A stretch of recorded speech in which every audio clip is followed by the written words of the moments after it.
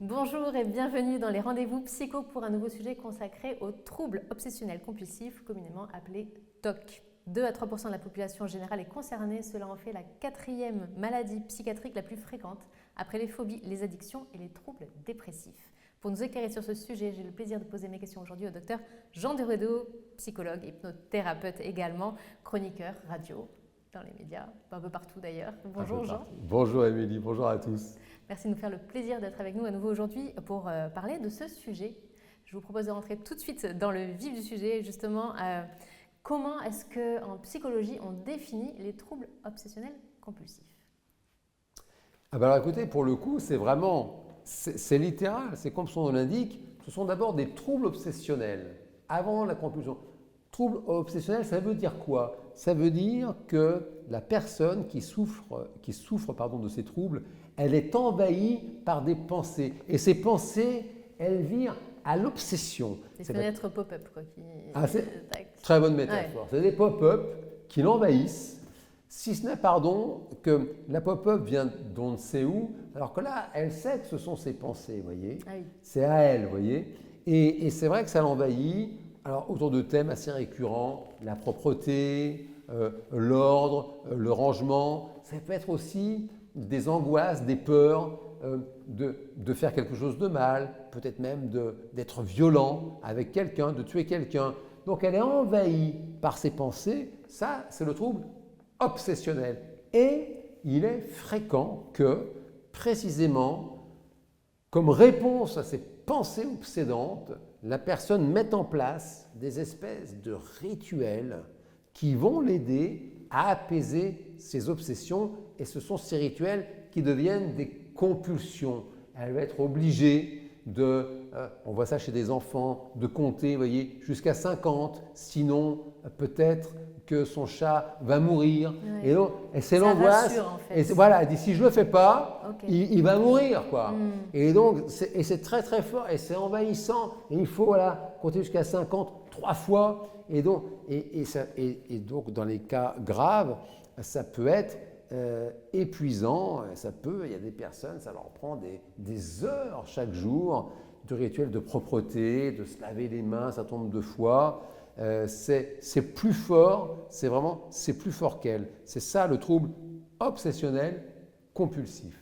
Et justement, si c'est un enfant qui dit voilà, j'ai besoin de compter jusqu'à 3, est-ce qu'on l'encourage à compter jusqu'à 3 ou est-ce qu'on dit non Alors, il faut faire attention parce que les enfants, dans le stade du développement, il y a une période de l'enfance où tous les enfants sont obsessionnels. Tous les enfants vont avoir des rituels, une pensée un peu magique comme ça. Donc, il ne faut surtout pas paniquer si un enfant vous donne l'impression d'avoir des TOC. En même temps, c'est un fait que des TOC problématiques, maladifs, peuvent se révéler, si vous voulez, apparaître pendant l'enfance. Il y a toujours une question de durée, si vous voulez. Il faut vraiment que ça s'installe dans le temps pour qu'on parle de TOC. Et donc, encourager l'enfant, non, et en même temps, le brider non plus. C'est ça, pas le brider. Il faut que jeunesse se passe. Voilà. Encore une fois, c'est vraiment un truc de l'enfance. Compte jusqu'à 3 si tu veux. Voilà, ça commence important. Ou quand je vois, j'en sais rien, moi, un nombre impair, il faut absolument que je marcher sur les que je marche que je marche pas sur les que je marche sur les dalles, pas sur les interstices. On a tous eu ça à un moment donné. On a tous eu ce genre de truc. Et le seul vigilance, c'est quand ça devient vraiment envahissant. Il y a vraiment cette notion que c'est envahissant. C'est que la personne va, par exemple, fondre en larmes, vous voyez, avoir des réactions qui sont déplacées, si vous voulez. Ça ne mérite pas ça parce qu'elle a marché sur un interstice, c'est horrible, toute la famille va mourir. Non. Quand même, apaisez votre enfant si vous voyez que ça le rend malade, vous voyez. En douceur, dire que tout ça, c'est dans la tête, c'est pas pour de vrai, vous voyez. Même si, il y a quand même des périodes obsessionnelles dans l'enfance, c'est un fait. Ok, on vient de parler des enfants.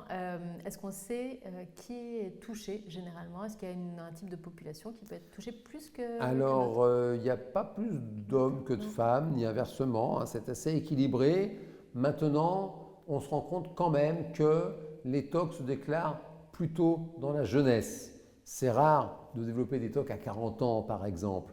De mémoire, j'aurais tendance à dire que peut-être 2/3 des TOC se développent avant 25 ans. Donc c'est quelque chose, c'est quand même des troubles qui apparaissent plutôt jeunes. Donc ce sont plutôt les personnes jeunes qui sont touchées et par conséquent, vous le voyez peu chez des personnes plus âgées parce que précisément, c'est important de le dire, ça se traite, les TOC, dans l'immense majorité des cas. Il y a bien sûr des gravités plus ou moins importantes. Dans l'immense majorité des cas, des psychothérapies type justement thérapie comportementale et cognitive peuvent vraiment venir à bout, je dirais, de ces TOC. Okay. Est-ce qu'il y a un facteur génétique du coup ou pas du tout? Ça reste vraiment du domaine… Aux yeux de la science, aujourd'hui, non, il n'y a pas le gène du TOC qui aurait été apparu, même si ça peut donner parfois le sentiment d'être contagieux, parce que bien sûr, un enfant qui grandit voilà, avec des parents qui sont bourrés de TOC les deux, peut-être va avoir tendance, vous l'avez très bien dit, par mimétisme, à développer des TOC, mais rien de génétique jusqu'à preuve du contraire. Ok. Et donc les signes qu'on souffre de TOC, c'est vraiment la répétition, c'est vraiment ça? C'est-à-dire que si vous voulez, là, il va y avoir de toute façon une plainte. C'est-à-dire que la personne soit s'en accommode, et à ce moment-là, il n'y a pas de problème, à moins que l'entourage peut-être dise quand même c'est très compliqué, ça peut arriver. Maintenant, globalement, la personne, elle se rend compte qu'elle a des TOC et ça la fatigue.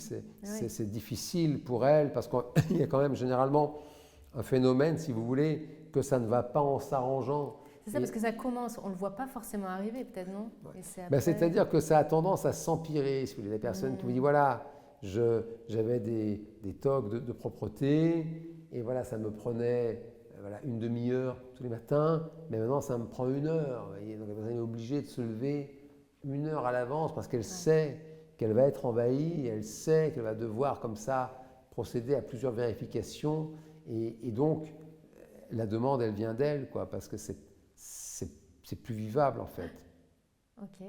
Et quels sont les TOC les plus courants que vous avez pu observer justement Alors, on est beaucoup dans ce que j'ai le plus vu, en tout cas dans ma pratique clinique, c'est des TOC au niveau de la propreté. Hein, vraiment, des personnes avec parfois des niveaux de souffrance vraiment importants, où c'est les mains, voilà, se laver les mains tout le temps, et le moindre fait, toucher une poignée de porte ou quoi, il faut tout recommencer. Voilà. Et ça, c'est fatigant. Et c'est important de faire le nécessaire pour le prendre en charge et pour le traiter, bien sûr. Justement, j'allais venir. Comment est-ce qu'on guérit des TOC?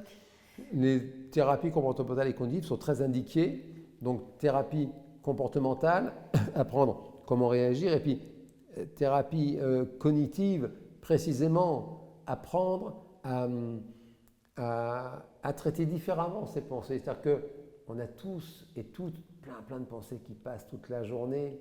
Et là où la plupart des personnes, si vous voulez, ne vont pas faire attention, une personne qui souffre de troubles obsessionnels, ses pensées vont prendre toute la place. Elle va s'en inquiéter. Elle va penser peut-être à la mort d'un proche.